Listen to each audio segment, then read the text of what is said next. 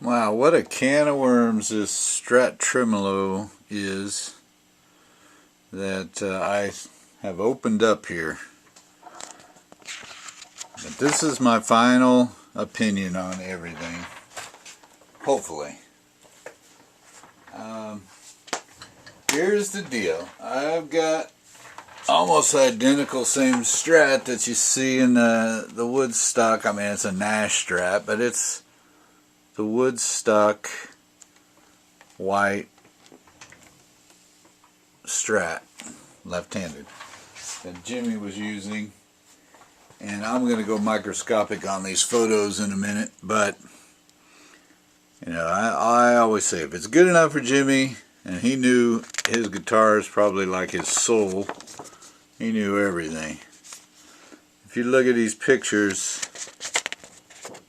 he's pretty much got that tremolo very close, if not decked, on the body there. So that brings me to my latest revelation, is that when I did float it, which I said floating a 64th, no, what was it? A 16th of an inch, yeah. What I found was, for me personally, and that's where the can of worms comes in, and I feel everybody's pain out there. I know I've had so many opinions, and I've went back and watched all the videos on YouTube, or a lot of them. The Carl, I forgot the guy's name, people suggested, he basically is pulling up. So it really depends on your playing style. If you're going to do dive bombs, you're probably going to have to set up different than Carl, who's pulling up most of the time to a certain pitch. That, I don't think his setup pertains to what I want to do at all. And keeping your, you know, he changes the tension on his springs. Well, how do you really know? I mean, he's just kind of eyeballing it by tilting the claw a little bit. I don't think that's worth the trouble. But what it was I had it up to 4/64ths, and I noticed that the tone of my guitar changed a little bit.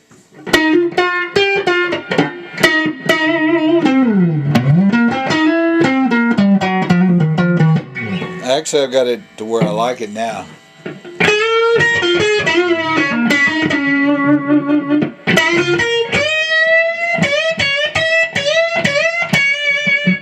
And that, the beauty of a reverse headstock, and I'm spoiled by the reverse headstock now. I'm trying to find a new one. All Parts has a reverse neck, but it's $230 or $210. I forgot. It's pretty expensive.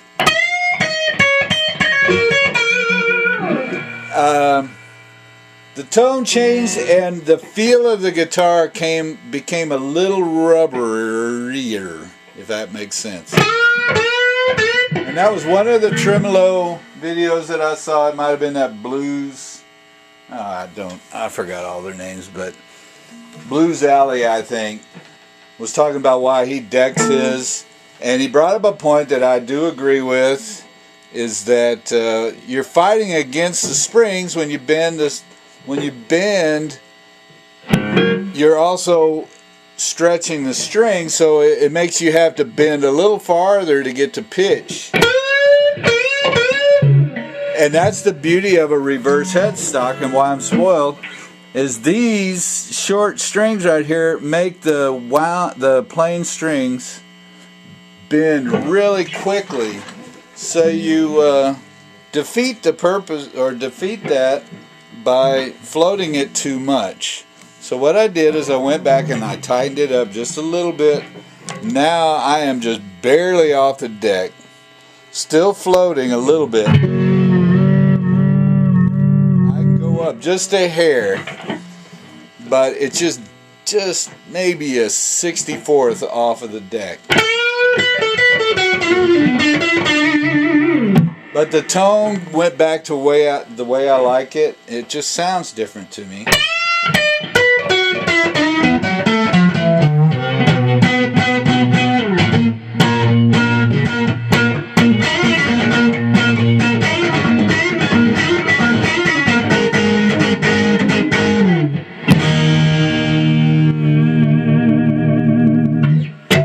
So it's really all a preference. But I do think that floating it just a hair will help the stability of your tuning. But I like it low, very low, almost decked, just so that I can get that quick bend that Jimi gets with his reverse headstock. If you ever play a reverse headstock, you probably won't go back. So I didn't like not having that quick bend ability.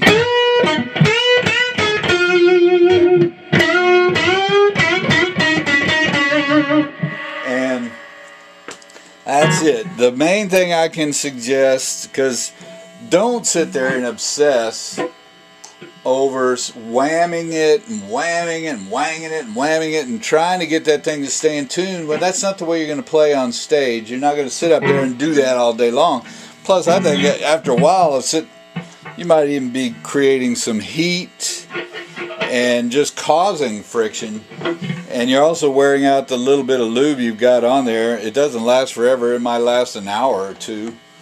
Don't do that. Don't obsess over it.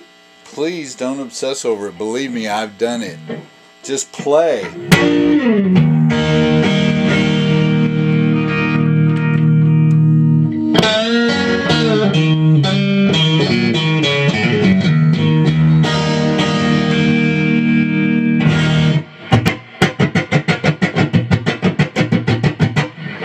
Mine's a little bit out of tune right now, but so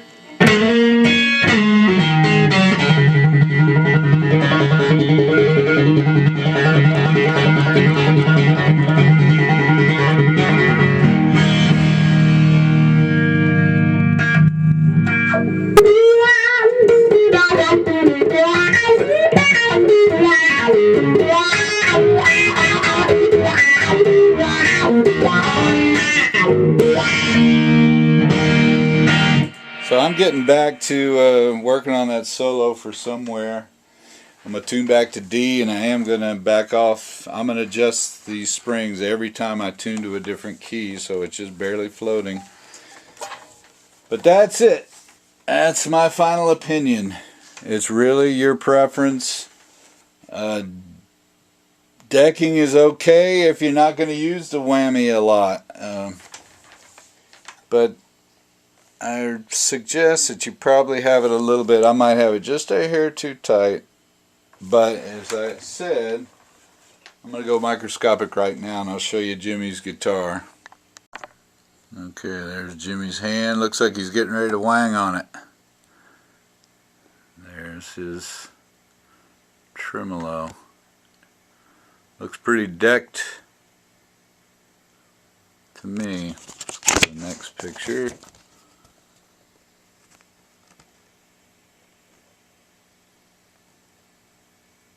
Pretty flat.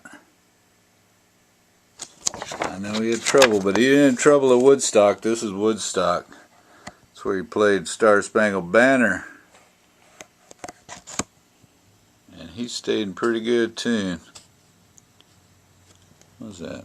$6 to get in. $18 for a 3-day ticket.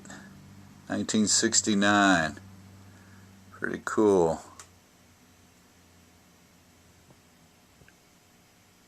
Woodstock. Alright. Where is it? There he is. Oh, that's his chord. I'm getting all off here. There we go. Pretty well decked.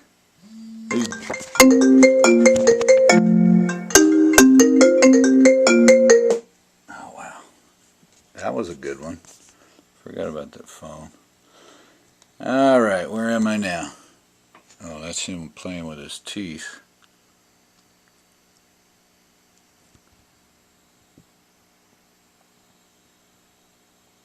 Crazy.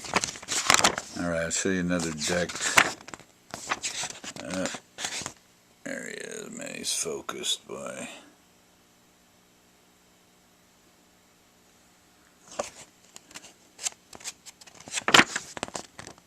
There he is again. Decked out.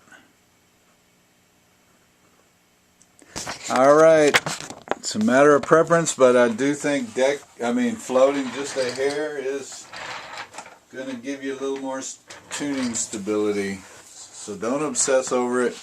Use your lube and have fun and play normally. Talk to you later.